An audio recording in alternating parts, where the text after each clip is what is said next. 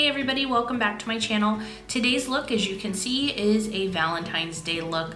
I really enjoy doing these types of looks for date nights and for girls' nights out.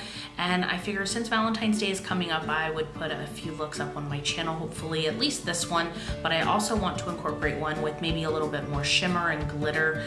This one is, while it's still a little bit bold, it is wearable and it is all matte shadows for my matte girls out there. So if you are interested in watching and seeing how I got this look, then this is the tutorial for you. Of course, to begin this look, I want to start off with a nice smooth base, so I am going to use the MAC Soft Ochre Paint Pot to give me a flawless base to begin with my eyeshadows. And I'm just putting a very thin layer of this on, and then I'm blending it out with my finger, and I will not set this. I am then going to go into the Modern Renaissance palette using this color Bon Fresco as my first transition shade, and I'm just going to put down a very light layer of this, not very precise, just making sure that I do have this color all over so I will get that nice gradient effect.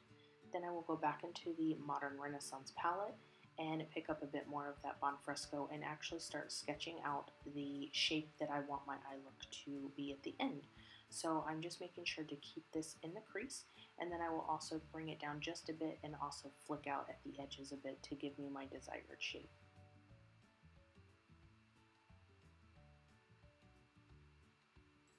Next, I'm going to be using the Desert Dust palette by Huda Beauty and going into the Amethyst shade.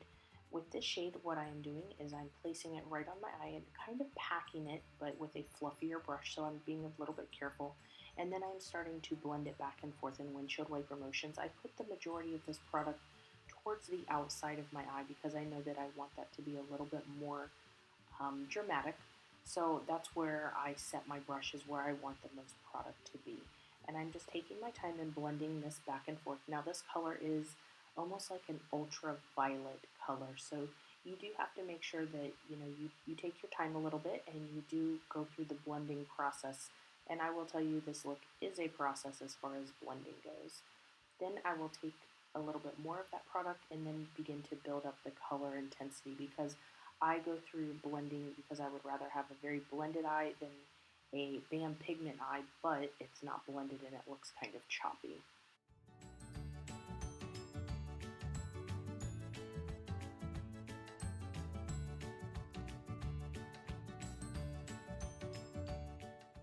Now I will go back in with my original brush that had the Bon Fresco with no additional product, and I'm just using that to kind of diffuse out the edges and make sure that I don't have any harsh choppy lines, because that's what I want to avoid.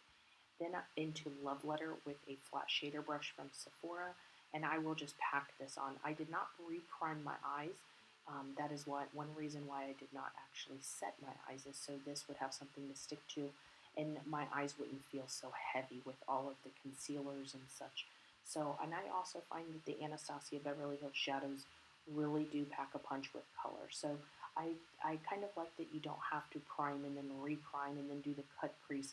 You can still achieve that look without doing all of those extra steps with the shadows. So I do, I do pay a little bit more for those shadows, but I think that it's totally worth it. Then I'm going to keep going back and forth and blending until I have everything nice and smooth and until I have the color payoff that I am looking for. Once you are happy with your pigment in the colors, make sure you put on your false eyelashes, and I also did a little baby wing, and now I'm going to start working on my bottom lash line. I'm going back in with the Bon Fresco and just dusting that all through the bottom lower lashes, and then I will also go in with a black eyeliner and do some tight lining on the top just to make sure I don't have any gaps between my lashes and my falsies. And I also will take this onto my waterline on the lower lash line as well. Now I do this with a heavy hand because I'm going to go back in with the Bon Fresco shade one more time, and I am going to smudge that out with a Luxie mini brush. I'm going to finish off my eyes by using my waterproof mascara, and then I'm going to move to my cheeks. Now I do already have my foundation down because I was filming a foundation review video at the same time. So I'm using my Inglot blush just to kind of warm my face up just a bit, and kind of keep it a little bit natural because I really want my eyes to be the focal point of this look. Now, I will say that this blush, it was the first time I used it, and I was also trying out foundation, and it looked a little bit choppy. So if you have this problem, just make sure that you clean it up. I took my damp beauty sponge with a little bit of Laura Mercier powder and just kind of carved it out a little bit, and I also kind of buffed and blended the edges, as you can see me doing there. So, you know, the look is not ruined, you just have to know how to fix it. So don't be afraid to go back in and just kind of reblend. For this look, I decided to pull out one of my tried and true favorites. This is Becca's Opal highlighter. And I don't know why I stopped using this other than my collection is just so large. But I pulled it out of the drawer, and this was my very first highlighter, and I popped this all over the high points of my cheeks, and then I will put some down on my cupid's bow as well, but I'm not sure why I stopped using this because it is so beautiful. It's just that wet, shiny highlighter, but it's not chunky or glittery, and it just really adds that extra depth and dimension to your face. So I was really happy I pulled this one out. It's been sitting on my vanity ever since. Now to set everything in place, I'm going to be using, of course, Fix Plus, so I have a little bit more of the dewy look, and I did use that powder, so I wanted to make sure that was set down. And I was keeping this an all matte eye look, but I have to have an inner corner highlight, so I went back into the Modern Renaissance palette into Vermeer and put that on the inner corners.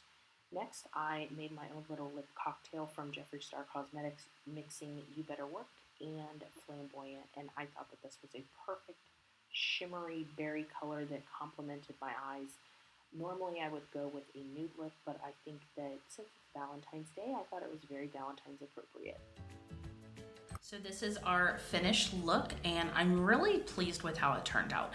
I am really loving the purple and the pink and the gradient look, and I was actually really excited about mixing these two Jeffree Star lippies together to get this really pretty, it's like an ultraviolet but with some pink in it. I mixed You Better Work and Flamboyant. This Flamboyant is one of my absolute favorite shades. It is a beautiful spring and summer shade because it has a really nice shimmer in it. So I always am looking for new lip combinations, and I absolutely love mixing. So I'm really pleased with how everything came out. I hope that you enjoyed this tutorial. Please leave me a comment down below with what your plans are for Valentine's Day and what other looks you might like to see before the big day comes up, even if it is just for a girls' night out. I'm kind of contemplating maybe an anti-Valentine's Day look. So let me know if that's something that you want to see. If you are excited about Valentine's Day, if you have any plans, make sure you leave those down in the comments below. Please make sure that you give this video a big thumbs up and subscribe if you have not already, and I'll see you in my next video. Bye guys.